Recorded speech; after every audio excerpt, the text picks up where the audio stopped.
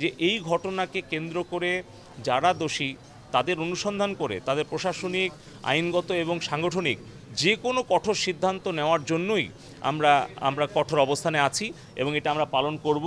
সেই ক্ষেত্রে কার কি পরিচয়, কে আমার ভাই, কে আমার শ্বশুর, কে আমার ভাগিনা, কে আমার ভাতিজা, কে আমার ভাই কিংবা শ্যালক, এইটা কোনো বিবেচনা বিষয় নয়। এটা নিয়ে আমি আসলে বিব্রত, লজ্জিত, দুঃখিত এবং আমি ক্ষমা প্রার্থী।